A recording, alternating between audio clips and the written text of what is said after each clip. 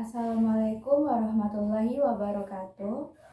Perkenalkan, nama saya Dea Maulidia, mahasiswi Fakultas Ilmu Sosial dan Ilmu Politik, Program Studi Ilmu Pemerintahan Reguler C, semester 3 akan menjelaskan tentang populisme Islam dalam gerakan 212.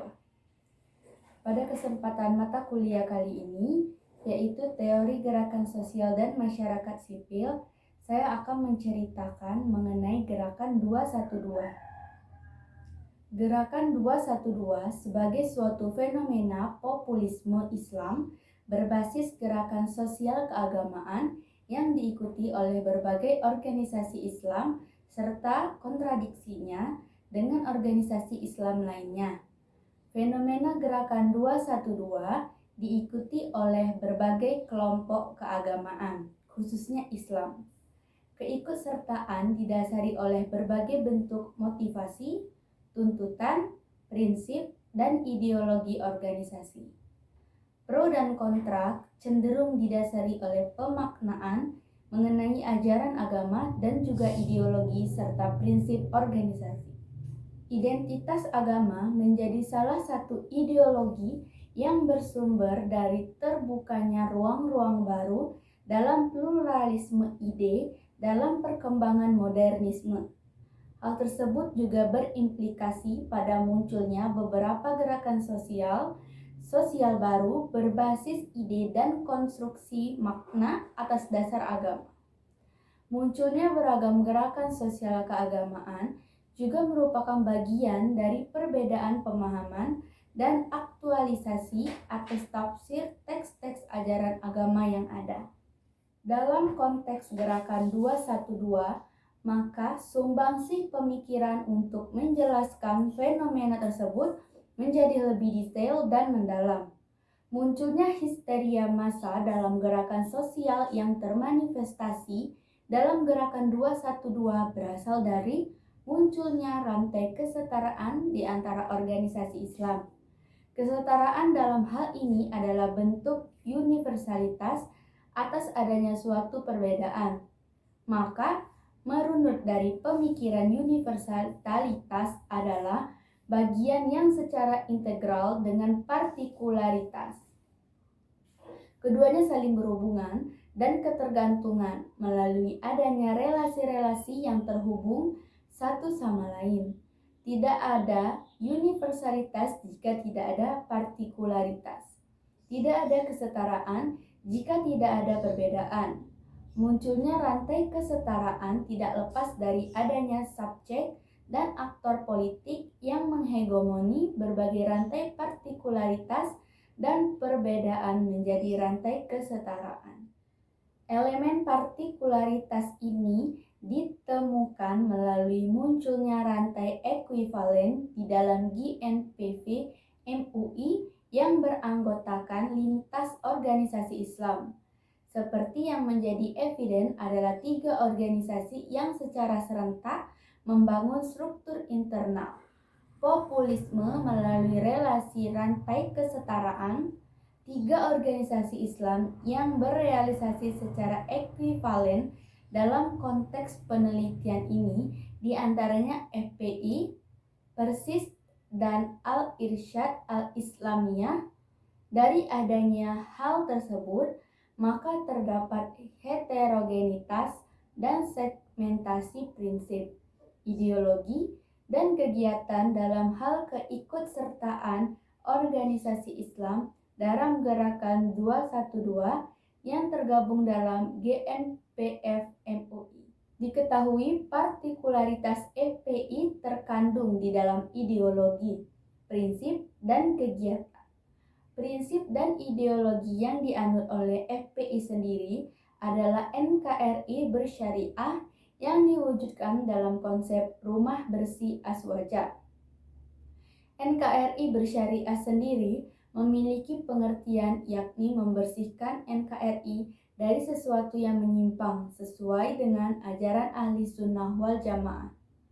Untuk mewujudkan rumah bersih aswaja, FPI menggunakan 3 medan juang, di antaranya medan juang dakwah, hisbah konstitusional, dan jihad yang diantaranya menghancurkan dan menyegel tempat prostitusi, tempat perjudian, dan pabrik miras yang masuk dalam medan juang hisab konstitusional. Majelis Taklim yang membahas isu-isu modern seperti LGBT dan isu liberalisme. Lahirnya populisme Islam dalam wujud gerakan 212, populisme berangkat dari adanya sebuah momentum yang didasari tuntutan sosial. Tuntutan tersebut kemudian terakumulasi dengan tuntutan-tuntutan yakni situasi yang setara dalam kadar pemaknaan tuntutan. Relasi diskursif dalam perjuangan hegemonik juga terwujud dari keberadaan elit dari ketiga organisasi tersebut. Perjuangan hegemonik antara organisasi Islam telah melahirkan elemen populisme. Ketiga elemen tersebut kemudian menyatu dan membentuk suatu populisasi yang terwujud pada GNPF MUI. Menyatunya berbagai organisasi Islam dalam GNPF MUI merupakan sebuah usaha untuk melampaui perbedaan yang sudah dikonstruksi sebelumnya hingga munculnya identifikasi baru penentang elit. Penciptaan oposisi dalam tubuh sosial. Hal ini merupakan sebuah momen-momen yang akhirnya menciptakan sebuah momentum besar gerakan populisme dengan logis dan implikasi politik. Hal ini bisa dibuktikan pada tataran implikasi dan dampak dari munculnya gerakan populisme 212. Hal tersebut sesuai dengan tidak tercapainya perjuangan hegemonik terhadap keseluruhan organisasi Islam yang berimplikasi pada masih terdapat beberapa organisasi Islam yang menolak dan tidak setara terhadap gerakan 212. Jamaah Tabligh dan Salafi menjadi dua organisasi yang memposisikan pada disposisinya terhadap elit protagonis. Dari pemaparan di atas, maka dapat ditarik pemahaman antara populisme gerakan 212 dan relevansinya terhadap demokrasi radikal. Populisme yang menghadirkan suatu antagonisme yang mana antagonisme tersebut dalam demokrasi radikal menjadi sesuatu yang harus diperjuangkan.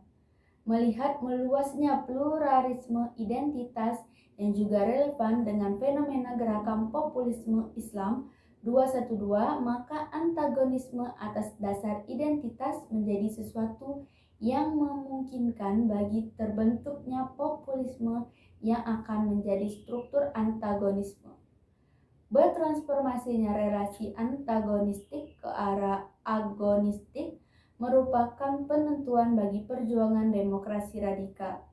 Relasi agonistik yang merupakan transformasi bagi pertentangan antagonisme harus diperjuangkan dan diwujudkan dalam emansipasi politik bagi pemenuhan demokrasi.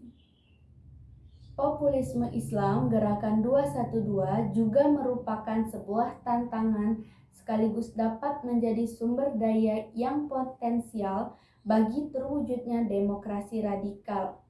Populisme juga bukanlah bentuk cita-cita demokrasi tertinggi maupun musuhnya, tetapi ia merupakan cerminan di mana demokrasi dapat merenungkan dirinya sendiri dan mencari tahu tentang dan apa yang kurang dan apa yang harus diperjuangkan. Maka dari itu, populisme dapat menjadi sebuah kekuatan besar bagi demokrasi dan masyarakat, tergantung pada tuntutan dan agenda yang akan diperjuangkan. Karena populisme merupakan sebuah strategi yang dengan dapat digunakannya untuk tujuan dan intensi apapun.